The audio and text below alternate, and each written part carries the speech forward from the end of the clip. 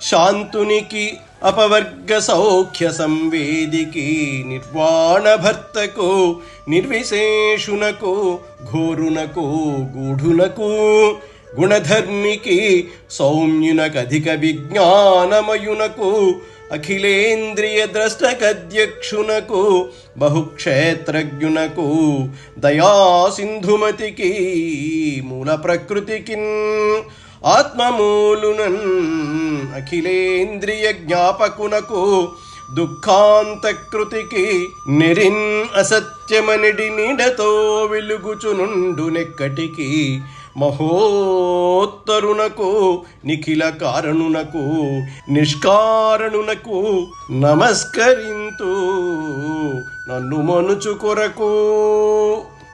భగవంతుడు శాంతస్వరూపుడు, మోక్షానికి అధిపతి, ఆనందానికి అలవాలం, స్వపర భేదం లేనివాడు, దుష్టులకు భయంకరుడు, సంసారబద్ధులకు అందనివాడు, గుణాల ధర్మము కలవాడు, సరళ స్వభావము విశేషమైన జ్ఞానము కలిగినవాడు, అన్ని ఇంద్రియాల కార్యాలు చూసేవాడు, అన్నిటికీ ప్రభువు, సర్వజ్ఞుడు, దయారసానికి సముద్రం లాంటివాడు, అన్నింటికీ మూలపురుషుడు, ఆత్మకు ఆధారమైనవాడు, ఇంద్రియాలను ఆజ్ఞాపించేవాడు, దుఃఖాన్ని తొలగించేవాడు, మాయ అనే నీడతో నిండుగా వెలిగేవాడు, ఒంటరివాడు, మిక్కిలి గొప్పవాడు, అన్నిటికీ బీజమైనవాడు, ఏ కారణము లేనివాడు.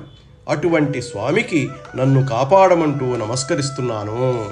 యోగాగ్నిదగ్ధ కర్ములు యోగీశ్వరులు ఏ మహాత్మునున్ ఒండెరుగక సద్యోగ విభాసిత మనముల బాగుగా వీక్షింతురు అట్టి పరమున్ భజింతున్.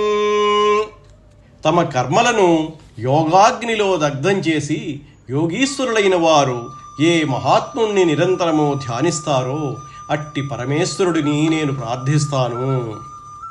సర్వాగమాంనాయ జలధికి అపవర్గమయునికి ఉత్తమ మందిరునకు సకల గుణారణిచ్ఛన్న బోధాగ్నికి తనయంతరాజిల్లు ధన్యమతికి గుణలయోద్దీపిత గురుమానసునకు సంవర్తిత కర్మ నిర్వర్తితునకు దిశలేని నాబోటి పశువుల పాపంబులడచువానికి సమస్తాంతరాత్ముడై వెలంగువానికి అచ్చిన్నునకు భగవంతునకు తనూజ పశు నివేశ దారశక్తులైన వారి కందగరాని వానికి ఆచరింతును వందనములు.